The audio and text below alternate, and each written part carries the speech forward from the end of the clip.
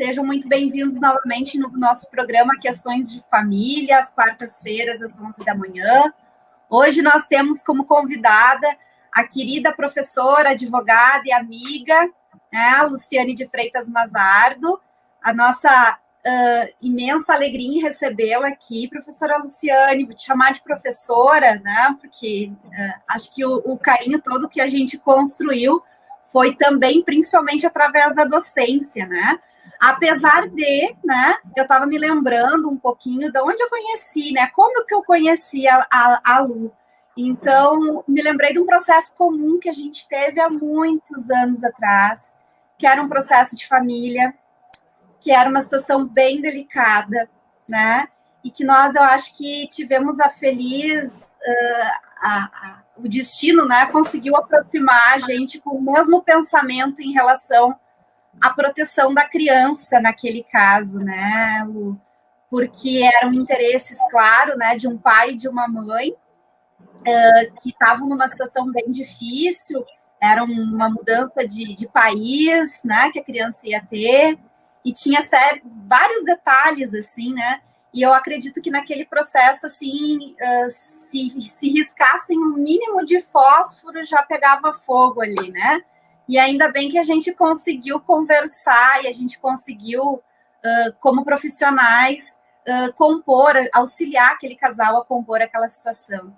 Então, fico muito grata, né, de ter conhecido a Luciane naquela época.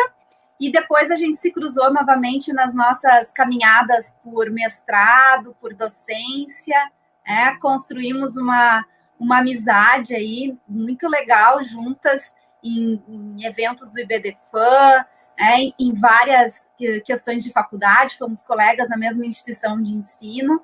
Então, né, seja muito bem-vinda, né, muita satisfação recebê-la aqui no canal.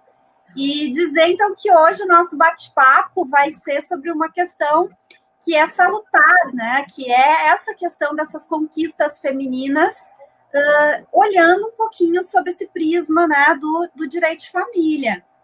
Porque se a gente for considerar, né, a mulher há muito tempo tem esse encargo, digamos assim, do dever de cuidado. Só que também, ao mesmo tempo que ela tinha esse dever, todas essas tarefas do cuidado da família, ela era um sujeito que não tinha direitos, né? E que isso foi uma conquista mesmo.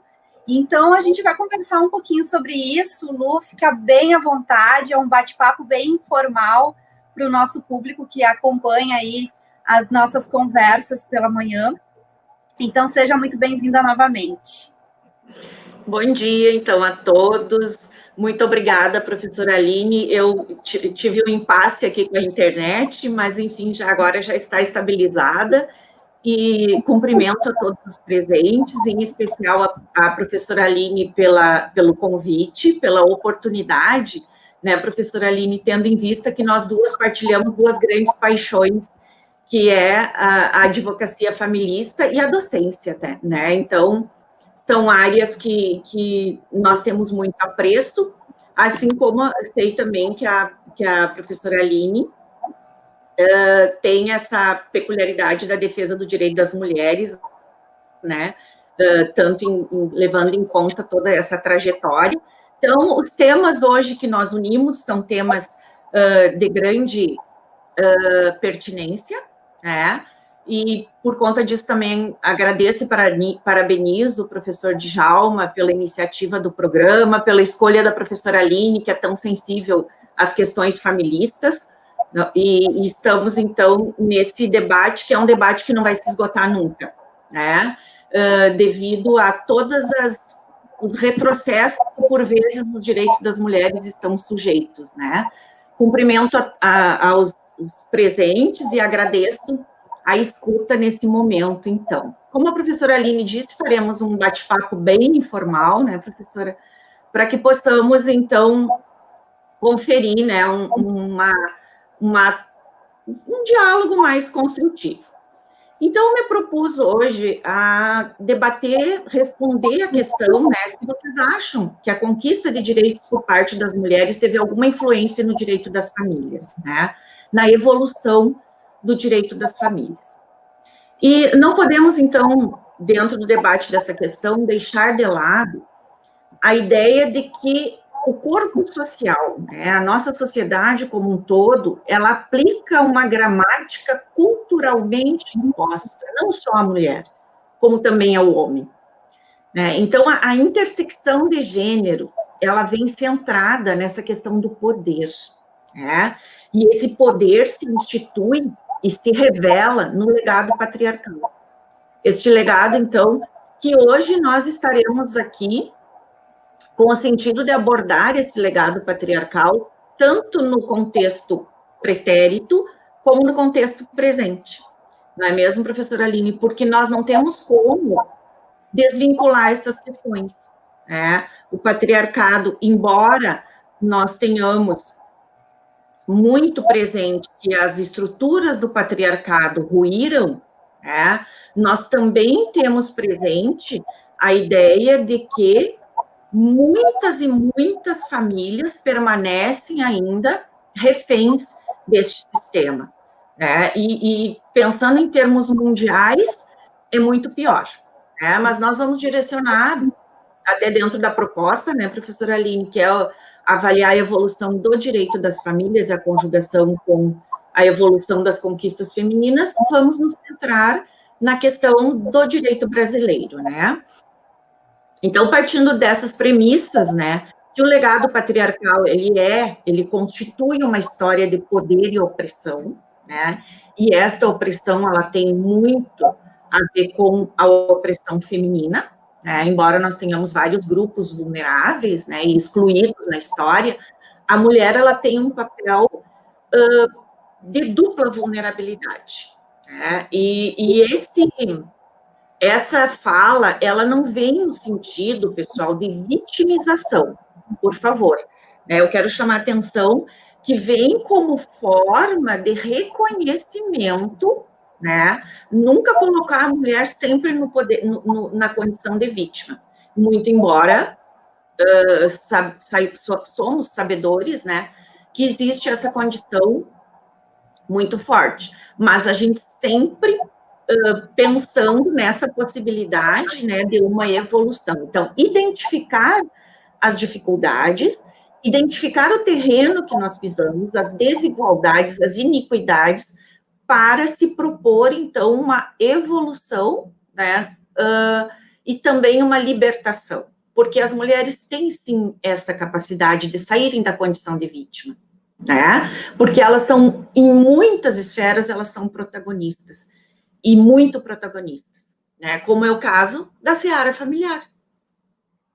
Eu gosto muito do trabalho da historiadora Mari Del Priore, né, professora Aline, historiadora brasileira, mulher, com destaque imenso, e ela coloca, né, o papel da mulher, que a ela foi dado o papel de ser a base do edifício familiar, né? E ela assumiu esse papel com muita garra.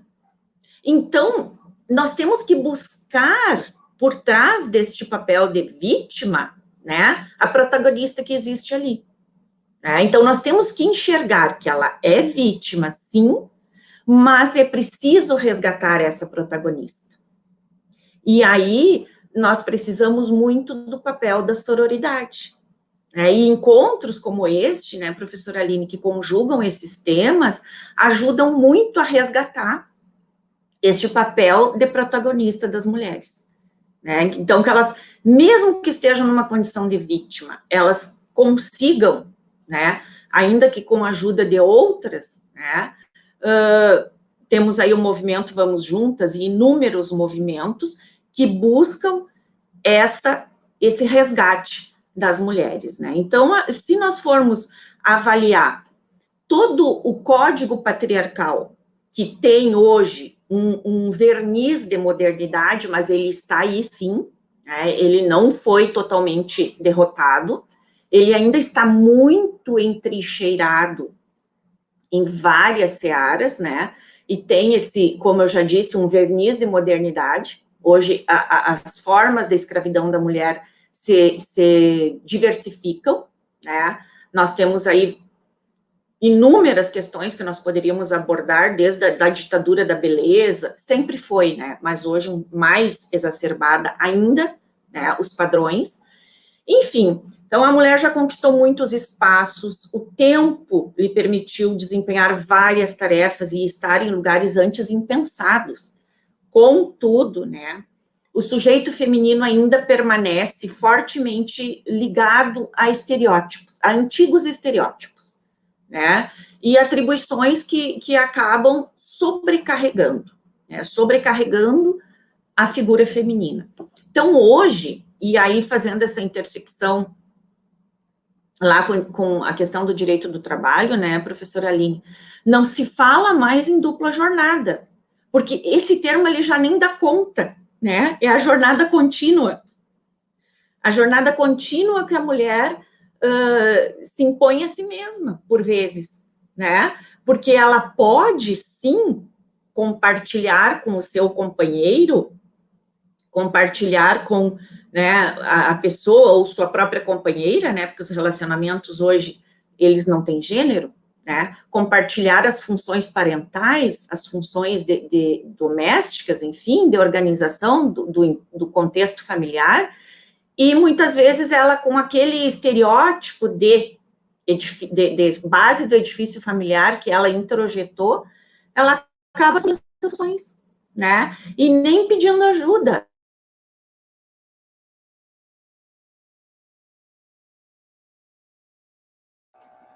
Olá, acho que a Lu deu uma travada na internet. A internet está dando um...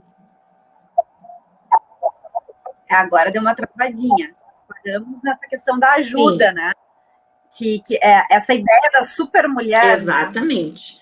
Né? É aquele papel da mulher polvo, né? Exercer as multifunções. Gosto muito da ideia da Mulher Maravilha, né? Mas nós temos que pensar que nós não podemos mais nos sobrecarregar com tantas funções. Né? E aí temos a não jornada. Tem romance, né? Aquela visão assim romântica, você pode tudo, né? Então, não há romance nisso, né? Porque quem sai prejudicada acaba sendo a figura feminina sempre, né? Por assumir todas essas funções. Então, há que se romper, né, com esse processo histórico que destinou a mulher tão somente esse lugar, então, de cuidadora, de nutridora, né, daquela figura que vai nutrir a família, né, e aí, como se ela fosse uma tecelã de todas essas redes, né, afetivas. Então, sempre foi a questão do espaço público e privado, a dicotomia. Então, a mulher ficaria como a tecelã, né, de toda essa rede familiar e o homem, então, com o espaço público. E aí nós temos a questão da dupla moral sexual, que tanto penaliza a mulher, todas as questões morais aí, né, que acabam pesando, né, nessas intersecções que nós temos. Bem, dentro desse contexto, gente, nós temos que pensar que nem sempre foi assim, né? Tem estudos, e aí a professora Aline pode contribuir nessa parte. A história é muito linda, né? Não vamos aqui dar uma aula de história, mas nem sempre foi assim, né? As mulheres, elas já tiveram o seu grau de reconhecimento e de equilíbrio entre os sexos na sociedade matriz pré-histórica, né, antes de Cristo. E Maturana aborda muito bem, inclusive esse termo foi criado por ele, né?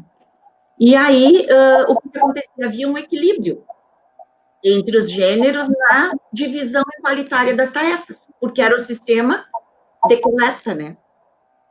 Então, todo mundo precisava... Exatamente, e a mulher era...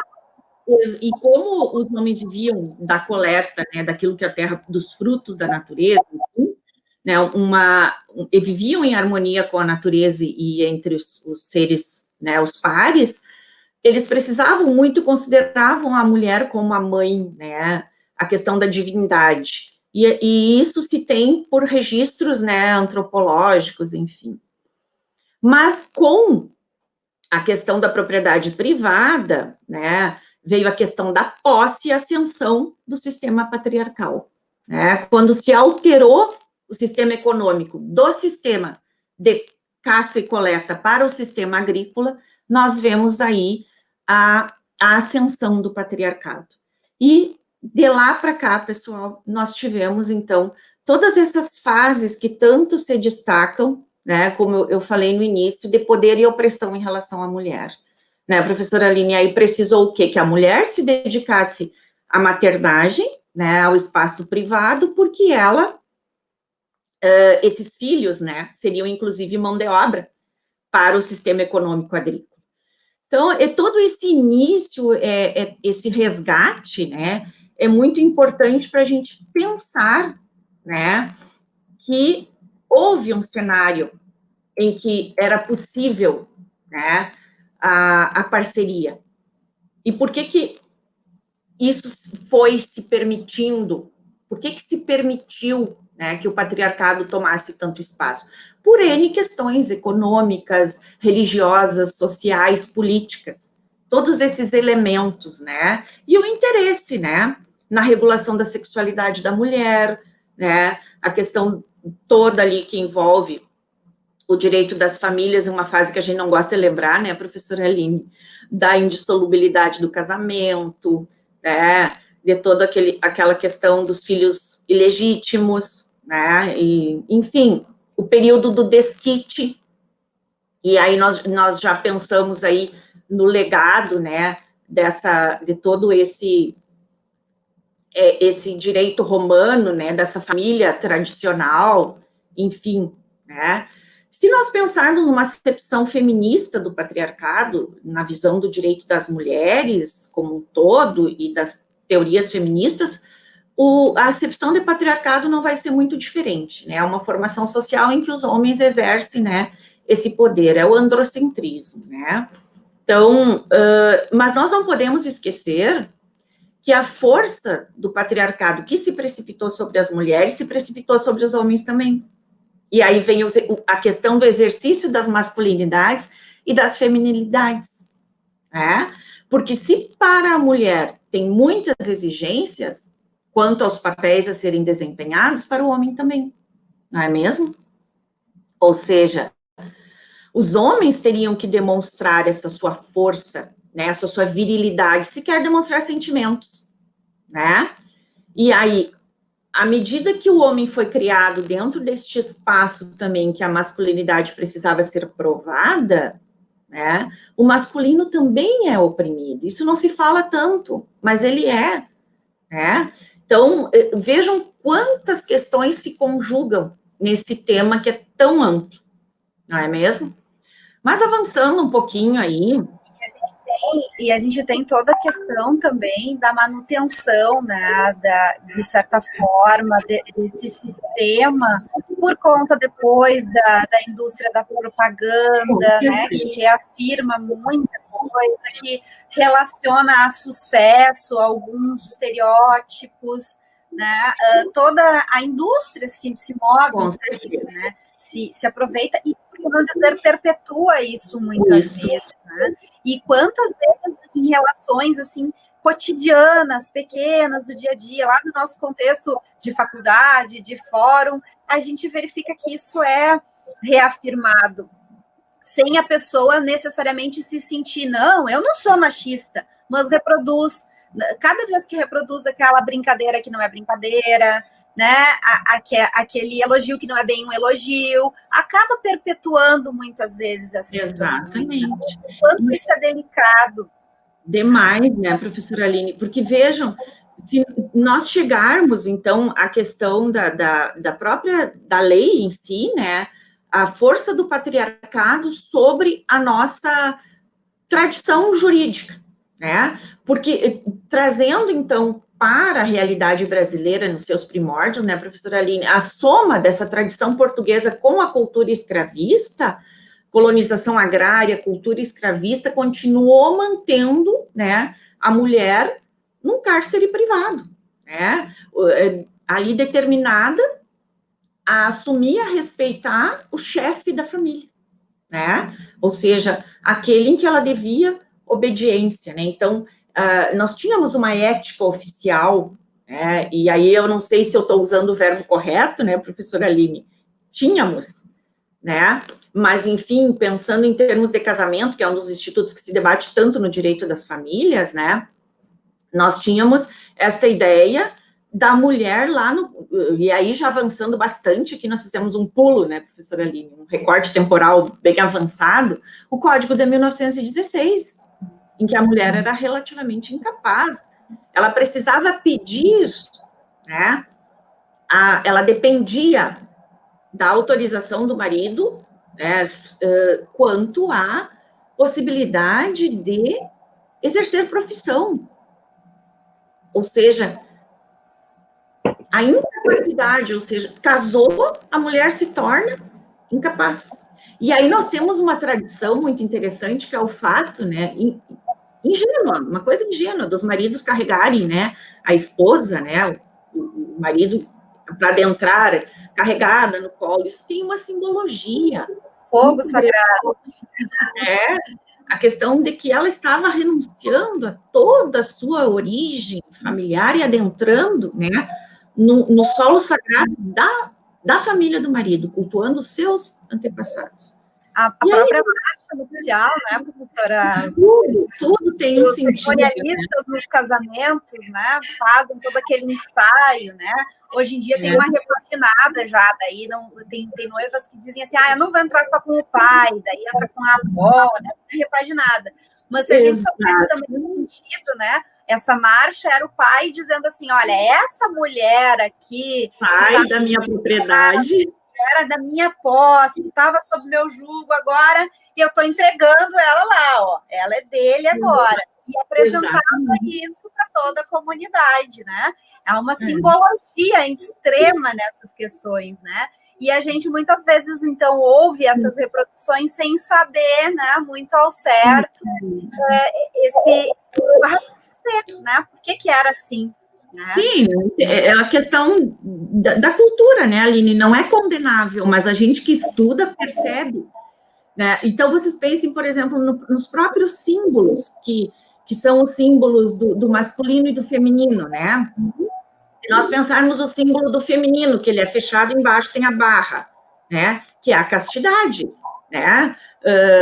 Os minhas alunas que estão aí sabem, né? Que eu trabalho essa questão do símbolo do cálice da espada, né? A mulher é como cálice, sempre pronta a servir, né? E o homem é a espada, a virilidade, tanto que o símbolo masculino, ele é com, né, a espada, realmente, aquele sinal que elevado, e a mulher para baixo.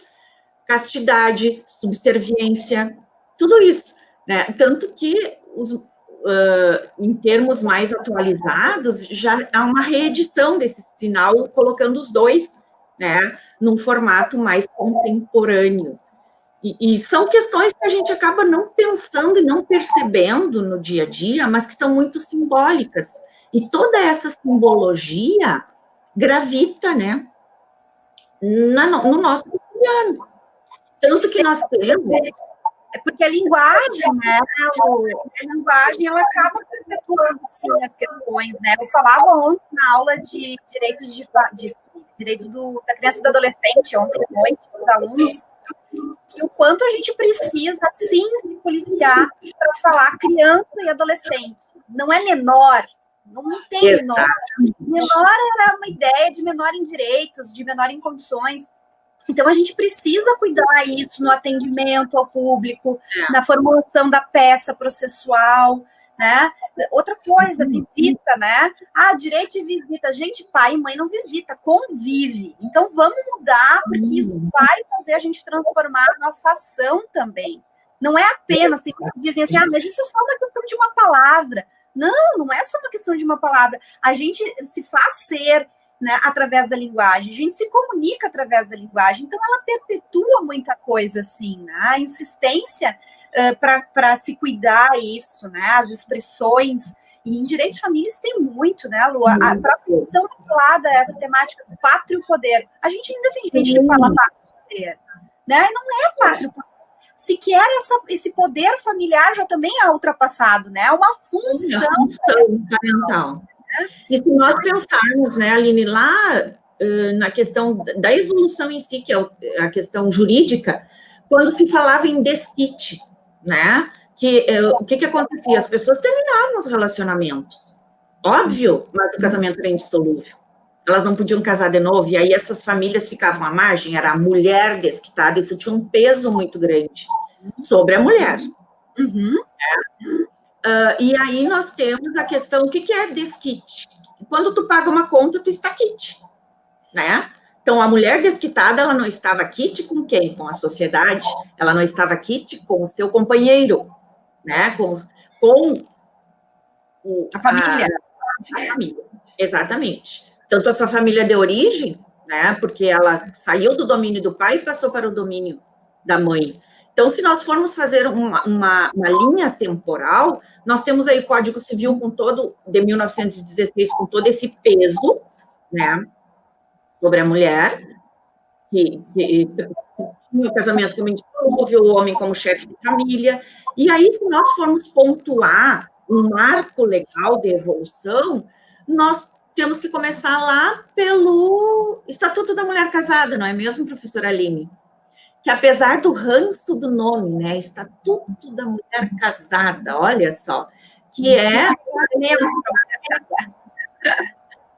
Imagine a mulher casada de um estatuto. Mas, enfim, neste instrumento legal, em que pese a nomenclatura rançosa, né, ele trouxe um avanço, porque colocou a mulher numa condição mais favorável, elevou o status da mulher, ela passou a ser companheira, ela passou a exercer o pátrio poder, o homem passou a exercer o pátrio poder com a colaboração da mulher, né? Porque antes ela era invisível, né? Ela só obedecia.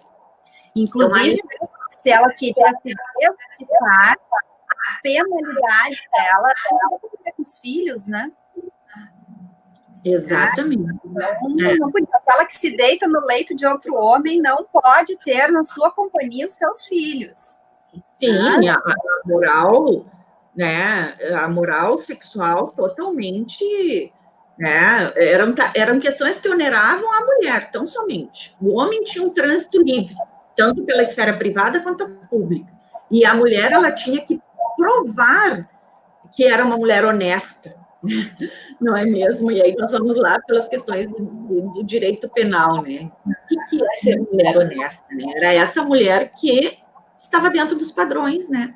Dessa dupla moral sexual vigente que favorecia os homens, por óbvio, né? Sempre. Tanto que inúmeras acusações históricas em tribunais de júri de homens por legítima defesa da honra, porque a mulher não foi honesta, então ela mereceu a morte, né?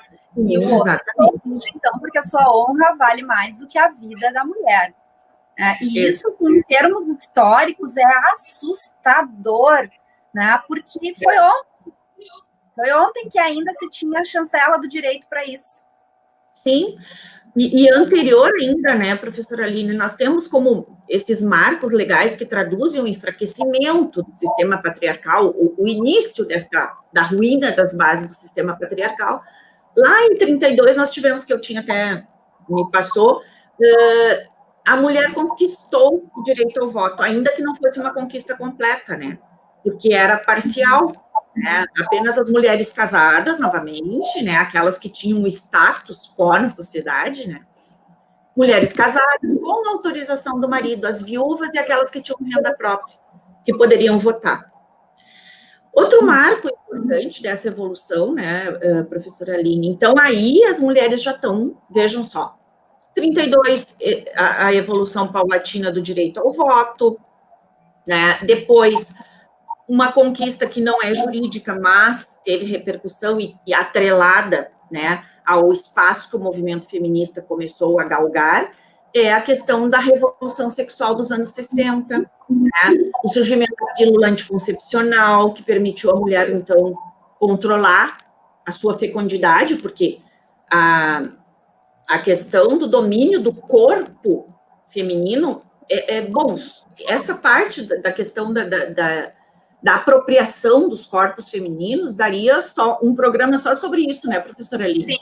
Sim. Mas aí, essa revolução sexual da década de 60 teve importante papel. Então, chegamos ao Estatuto da Mulher Casada, e aí o Estatuto da Mulher Casada nos trouxe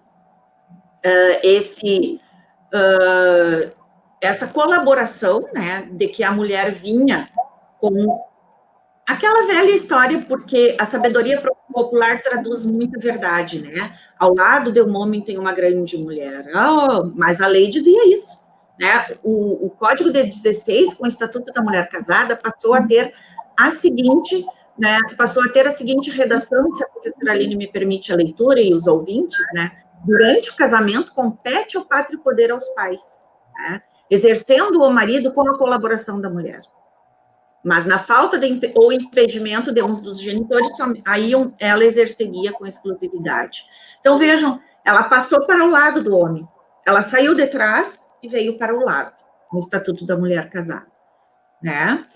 E aí temos, então, seguindo nessa nossa proposta de ver a evolução dos direitos das famílias, a Lei Divorcista de dezembro de 77, que não chegou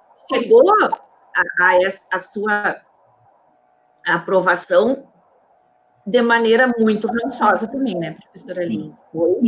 E isso se divulgava como o fim da família, né?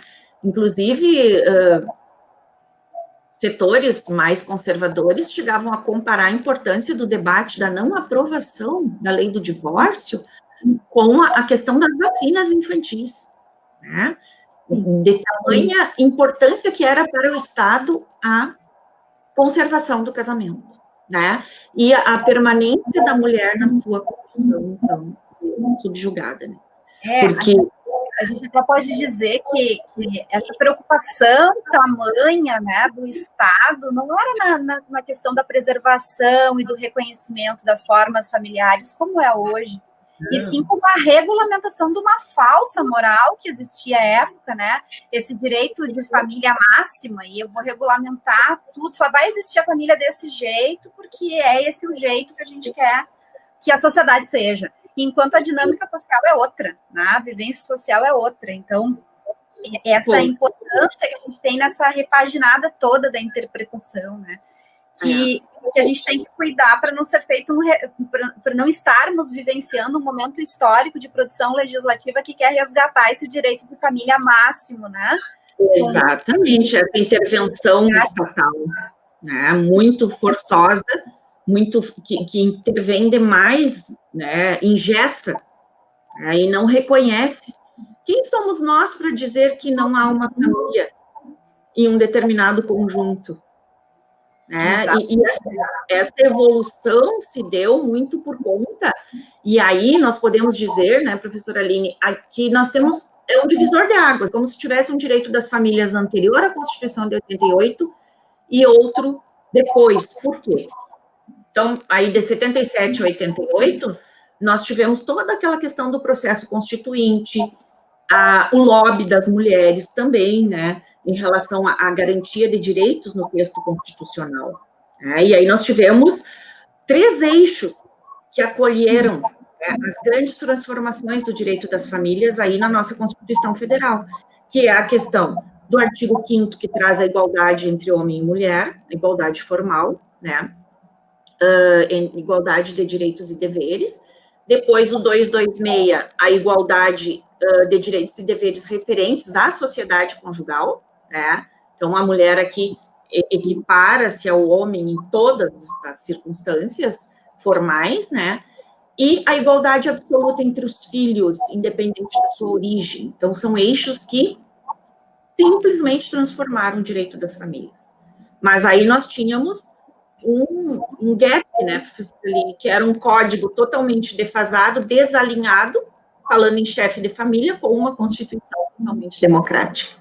Um código civil. Chefe de família é interessantíssima também, né? Se a gente for analisar aquelas pesquisas do IBGE, até bem pouco tempo atrás, até ali 2000 e pouco, eu acho, ainda tinha, assim, quem é o chefe da família. Né? Ainda tinha pergunta e desconsiderava muito a questão da mulher, até que se verificou, e o reflexo disso, né, até que se verificou as inúmeras famílias brasileiras capitaneadas, digamos assim, chefiadas por mulheres, tentando o lar, a casa e tudo mais, administrando vidas, enfim. E a importância que isso refletiu, inclusive, em políticas públicas depois para a própria concessão do Bolsa Família, dos programas sociais, que a mulher é cadastrada, né? Porque geralmente, né, se tem, por pesquisas e dados científicos, que é ela quem administra isso. Com né? certeza. Então, meio que na contramão de tudo isso, não é o homem, o chefe do lar, o que administra, né? Obviamente, né, a vida real não era essa vida legislativa. Com certeza. E quem fulminou definitivamente essa questão do chefe, né, foi do chefe, da chefia masculina, né, foi a Constituição de 88. Professora Aline, aí nós ficamos com esse código defasado até 2002, que aí se equilibrou em partes, né, professora Aline, porque nós ainda temos questões muito pontuais ali que precisamos de toda a interpretação principiológica da própria Constituição, né, e eu brinco com os meus alunos que a gente tem que pôr as lentes verdes da Constituição, né, para fazer a leitura do Código Civil, né, a constitucionalização do direito civil, porque a Constituição fala, né, na dignidade, fala na igualdade. Então, é a partir da Constituição que se lê o Código Civil, que ainda tem lá, né, artigos que estão desalinhados com todos os arranjos familiares que hoje nós observamos. E, casualmente, professora Aline, eu também preparei, busquei uma pesquisa, né, quanto à face feminina da pobreza, porque as mulheres, elas assumindo, e aí as pesquisas, infelizmente, ainda usam o termo chefia, mas aí, o número de arranjos familiares, e se vocês me permitem, vou fazer a leitura, número de arranjos, deixa eu só abrir aqui, número de arranjos familiares monoparentais chefiados por mulheres em 2015 no Brasil, tá? Os últimos dados foram do IBGE, foram de 2015, né? E aí vocês vejam que de 2001, entre 2001 e 2015, o IBGE detectou um aumento de 105% de famílias chefiadas por mulheres, as famosas famílias monoparentais, e aí sob a coordenação da mulher, né? Monoparentais no sentido que tem só um dos pais conduzindo, né? E essa pesquisa nos mostrou, então, lá em 2015, que 28,9 milhões de famílias eram chefiadas por mulheres em 2015. Esse dado certamente se ampliou, porque vocês vejam, eu só achei uma pesquisa atualizada do governo de São Paulo, tá? Que dá conta da rede metropolitana de São Paulo. E a rede metropolitana, somente do estado de São Paulo, tá? Tem 39% dos lares chefiados por mulheres. E não só isso, pessoal. Há uma mudança significativa neste perfil. E estas mulheres chefiam as famílias não só por estarem sozinhas e por serem famílias monoparentais, tá? Por serem solteiras, viúvas ou sem o filho sem a participação paterna. Mulheres que são chefes do domicílio, mesmo na presença do seu cônjuge ou companheiro. Né? Então, elas estão ocupando uma posição, basicamente, de comando da casa, comando financeiro, comando das decisões, quer dizer, assumindo todo o bônus, né, professora Aline? Então, essas são pesquisas que, inclusive, são difíceis de se encontrar. Diga-se de passagem, né? Faço aqui esse adendo, né, professora Aline? As pesquisas com recorte de gênero, elas são recentes, né, que fazem essa segmentação e que demonstram a real condição, denunciam a real condição das mulheres, né? Então, pesquisas como essas, elas são necessárias, pessoal.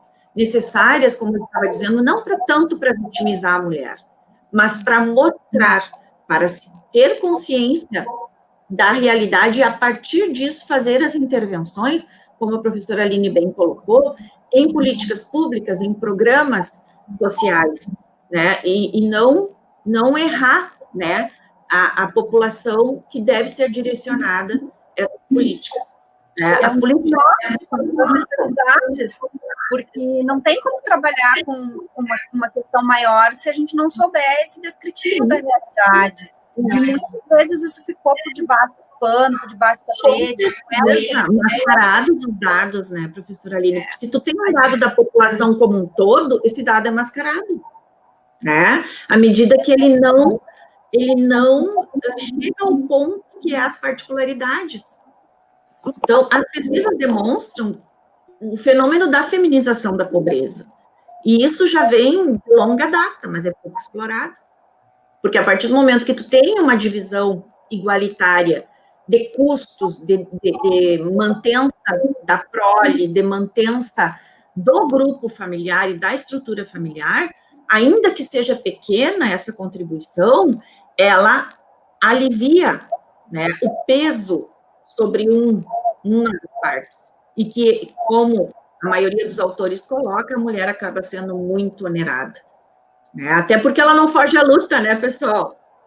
A mulher facilmente foge à luta, e os homens que estão nos assistindo, pessoal, não estamos aqui, pelo contrário, né? Pelo contrário. Eu só vejo quem comenta aqui. Que legal, aí vi um colega participando do Piauí, olha só, que beleza, pessoal. Nossa colega que está sempre acompanhando o programa. Eu já vi que sempre faz intervenção. Eu também assisto o programa. E acho lindo. Muito legal. Então, assim, ó, gente, pelo contrário, a gente comenta, tanto que eu falei no início da questão das masculinidades, porque não é o homem ficar de fora, é ele participar e conhecer, e também não é tomar o espaço da mulher nessa luta, o protagonismo. O protagonismo é feminino nessa luta, mas nós podemos ter a parceria dos homens, não é mesmo? E só vamos estabelecer essa parceria se houver o conhecimento. É o conhecimento que liberta. Exato. Tá? E até isso é muito interessante, né, Lu, que a gente também teve várias fases desse movimento todo feminista. E uma questão que também nem sempre ficou bem compreendida, né, é que em momento algum a mulher estava querendo tomar um espaço masculino também. Nunca. Né?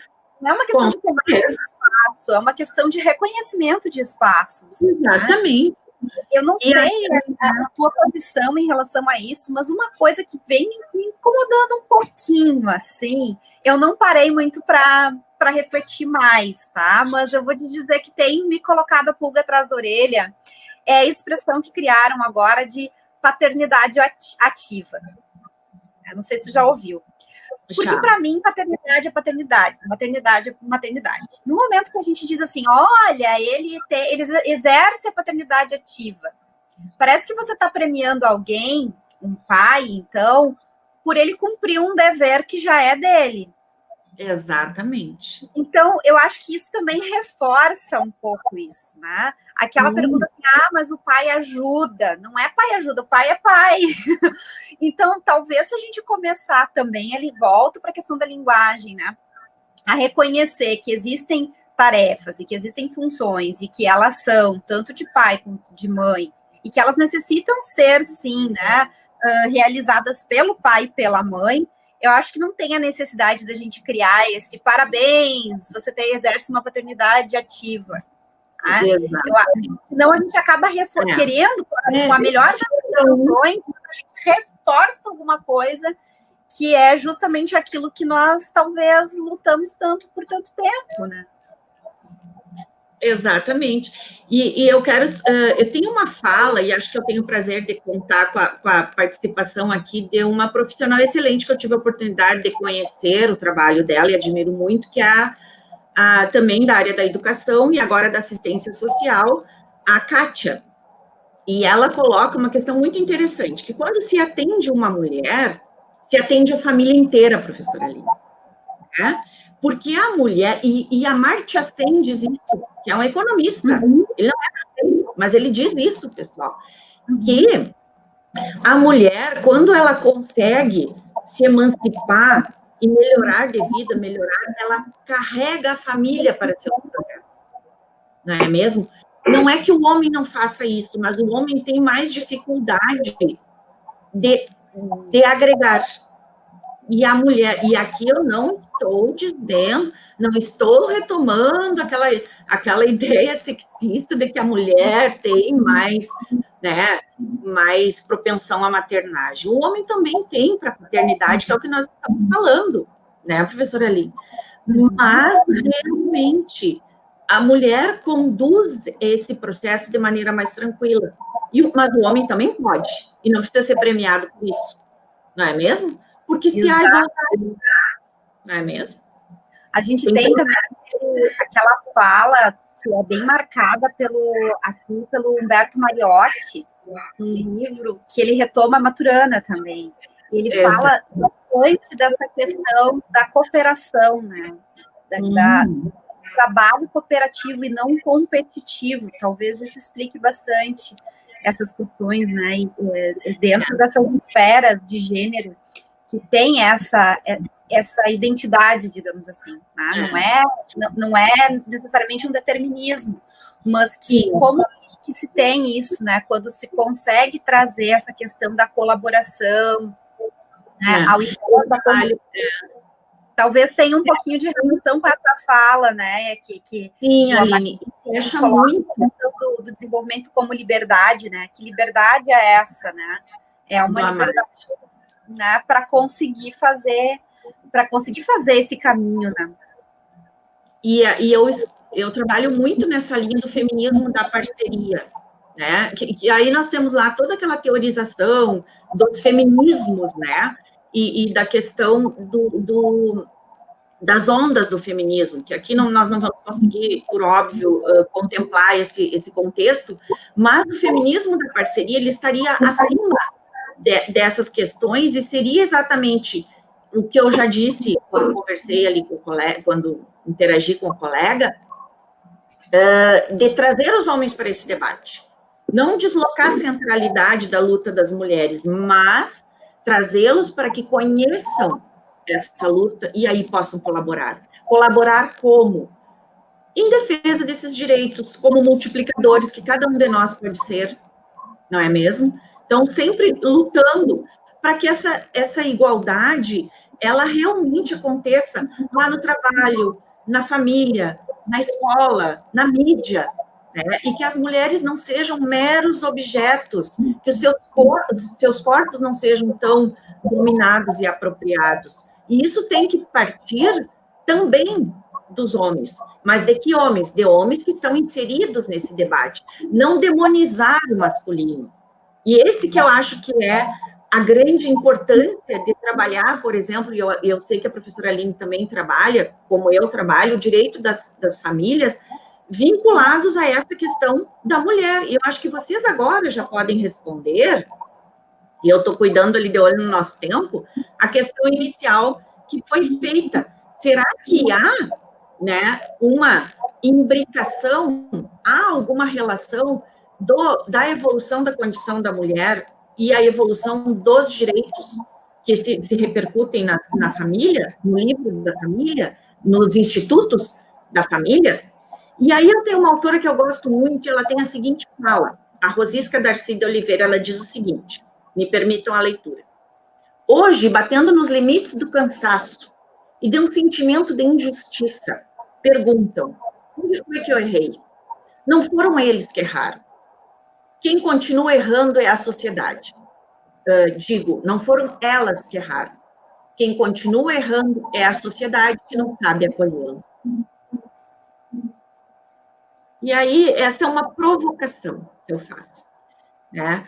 Que a igualdade, ela parte do pressuposto que nós temos que reconhecer que existem diferenças, sim. Óbvio, não vamos aqui ser ingênuos e dizer que é uma igualdade plena entre homem e mulher. E nem que nós conquistamos ainda todos os direitos. Eles estão conquistados formalmente, mas materialmente ainda não. A igualdade ela vai acontecer quando não houver hierarquia. Não sei o que a professora Aline... Toda vez que se concorrer para alguma vaga, por exemplo, de emprego, né, e que tiver uma mulher provavelmente jovem, em idade fértil, estiver concorrendo com um homem nas mesmas condições, a gente ainda tem que olhar para uma realidade que esse empregador, ele vai contratar o homem, sim, né? Porque pelo simples fato do homem, por exemplo, não engravidar. A gente tem isso é presente. Não adianta querer dizer que a legislação vai igualar, né? Toda vez que a gente tiver uma reforma trabalhista, por exemplo, dizendo que coisas podem ser acertadas entre empregado e empregador, a gente está, sim, colocando em vulnerabilidade, novamente, as mulheres. Porque há uma questão velada, o empregador não precisa declarar, eu não vou te contratar porque tu és mulher. Simplesmente ele tem a opção, né? E ele vai optar por não te contratar porque você é mulher, sim. Exatamente. Né? E aí, quando as pessoas falam nessa livre iniciativa, nessas questões, não, mas isso não muda nada, olha lá, tá tudo garantido, tem o acerto, vai ter o papel lá de alguém fiscalizando. Gente, não é assim, né? Isso muitas vezes é romantizar algo, novamente. E como será compensado essas perdas para a mulher? A mulher não pede compensação, ela não pede compensação, ela só quer o espaço. Ela quer o espaço para poder viver. Ela não quer deixar, ela quer, se ela escolher ser mãe, se ela escolher a maternidade, que possa vivenciar a maternidade sem ser prejudicada por conta disso. E se ela não quiser vivenciar a maternidade, que ela não seja cobrada por conta disso, também, né, professora? Também. É muito bom essa lembrança disso, porque ontem também, na aula, nós comentávamos a questão, por exemplo, daquela mãe que tem a criança e que não quer exercer essa maternidade. E que ela vai entregar essa criança, então. E ela precisa ser entendida e ser acolhida, e isso ser muito bem trabalhado em proteção à criança e em respeito também à mulher. E aí, quando a gente ouve, né, falar da criança lá que é abandonada no container, sim, é horrível, sim, é triste, sim, tem dor, mas aí eu gosto muito de olhar os comentários ali da notícia quando sai em rede social, né? Ninguém pergunta o pai da criança, né? Todo mundo faz da mulher um demônio e coloca, porque é lá um bicho, nem um bicho faria isso, e daí tem todos aqueles comentários, né? E ninguém pergunta das circunstâncias, ninguém considera várias concausas, condições sociais, condições familiares, apoio, falta de apoio. Ninguém questiona isso. Exato. Ou ninguém se ficar em silêncio e buscar entender o que acontece, né? Todo mundo traz esse reforço crítico. E aí a gente vê o quanto a sociedade ainda é cruel, sim, e que a gente tem uma igualdade de direitos formal, mas que a gente não tem uma igualdade de condições, nós não temos. Né? Então, é uma questão de abandono de hipocrisia, eu acredito. Não é um discurso pelo discurso, não é porque é vítima, não é nada disso. É bem como tu falaste, prof. Luciane. Não é nada disso. É a gente colocar mais as claras para poder, então, mudar uma realidade e não ficar reproduzindo só, né, a mesma coisa, sem trazer uma diferenciação, uma possibilidade de avanço, uma possibilidade de conhecimento. Então, como isso é importante, como é bom ficar de olhos atentos em relação a isso. E a gente consegue, né, fazer essas grandes revoluções, não do externo, né, mas de dentro. As grandes revoluções acontecem com as nossas percepções. Quantas vezes eu não olhei, de repente, alguma outra colega e trouxe aquele julgamento, olha ali, né, ou a saia tá curta, ou, parece não sei o quê, internamente. O quanto é difícil a gente policiar os nossos próprios pensamentos, e isso vai refletir nas nossas ações, no nosso semblante, no nosso convívio, na forma como a gente lida com o outro, né? E isso está dentro de conquistas femininas. Exatamente, professora Aline, reconhecer e dar valor, né? Aí temos as eleições aí, e vamos ver o que as mulheres podem, não ser mero índice, né, nos partidos políticos, mas realmente fazer alguma coisa para modificar.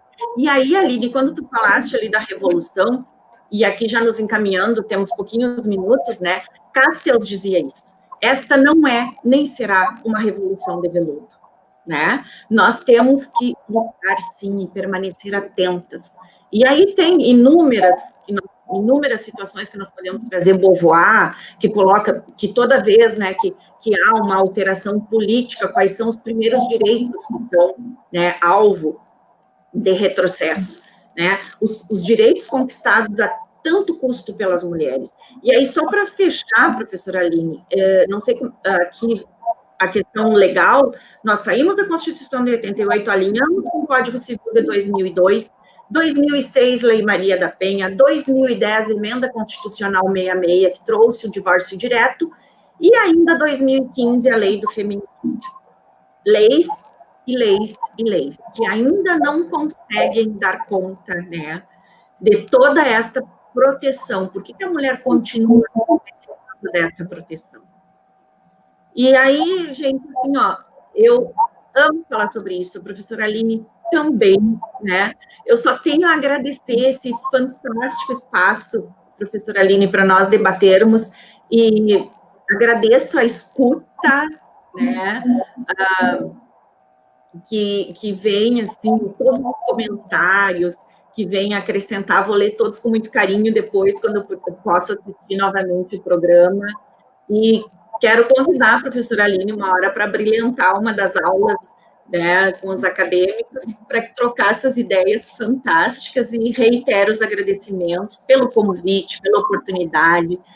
Professor Djalma, parabéns ao programa, parabéns para vocês todos, né, em relação a essa iniciativa, este canal democrático, porque dá acesso, né, e sempre abrindo espaço para as mulheres, né, não que os homens não possam. Venham discutir conosco, o professor Djalma está aí, né, mas é um espaço muito lindo. Parabéns, professora Aline. Sucesso sempre nessa empreitada.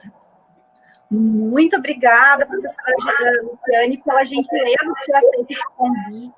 É sempre, assim, um carinho muito grande receber e conversar contigo.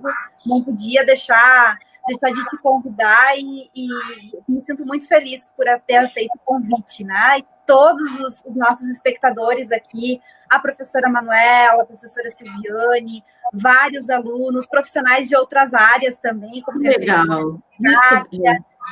Várias colegas, né? Várias pessoas aqui nos prestigiando a tua fala e contribuindo com isso, né? Com essas, compartilhando desse conhecimento também desses posicionamentos que a gente precisa conversar mais, né? O mundo de hoje, ele também está tão rápido, tão dinâmico, e às vezes a gente deixa de ter um tempinho para conversar algo que também nos preocupa, nos incomoda. A gente não precisa ter uma opinião já delimitada e formada, porque a gente sempre está em construção, mas é no diálogo que a gente consegue perceber algumas coisas, né, dar-se por conta de algumas coisas e aí fazer as modificações. Então, agradecer a tua presença aqui, a forma como tu desenvolveste essa temática, né, sem reforços de estigmas ou, né, trazendo essa questão descritiva, histórica e propositura reflexiva. Agradecer a participação de todos que nos prestigiaram na manhã de hoje. Agradecer também sempre o professor Djalma pelo espaço, né, do debate aqui nas nossas manhãs de quartas-feiras, né, todas as quartas-feiras às 11 da manhã. Dizer que, por favor, né, nos prestigiem, nos sigam e inscrevam-se no canal, ativem o nosso sininho aí para poder participar também mais ativamente de todos os programas. E semana que vem a gente vai estar conversando sobre uma outra temática que eu acho que é fundamental, e a professora Luciane também deve expor isso nas aulas de família, que é a questão do idoso, né? Essas questões dos idosos, né? O Brasil sempre foi um país do futuro, e esse futuro chegou e hoje nós somos um país que talvez precisa ter um olhar mais cuidadoso para o seu idoso. Né? Então, trazer um pouquinho, a gente vai conversar um pouquinho sobre essas questões com a professora Manuela Pereira Sávio, minha colega também, né, advogada e docente, e com a Kaila Palma, que é terapeuta ocupacional e professora do curso de terapia ocupacional da UFSM, que tem um projeto lindo com essas pessoas nessa melhor idade, que também a gente criou essa propaganda, né, da melhor idade, a gente também precisa rever um pouquinho essas questões. Como é que a gente está trabalhando com essa melhor idade? Né? Se não é algo muito publicitário e midiático. Então, semana que vem a gente vai estar aqui nesse mesmo horário, trabalhando essas temáticas, e dizer, né, professora Luciane, que será sempre muito bem-vinda, vamos retornar para conversar um pouquinho mais sobre essas temáticas, com talvez outros pontos que hoje não puderam ser trabalhados devido ao tempo. Agradecer a todos, então, muito obrigada de coração, e até semana que vem. Tchau, tchau. Um abraço. Tchau, tchau.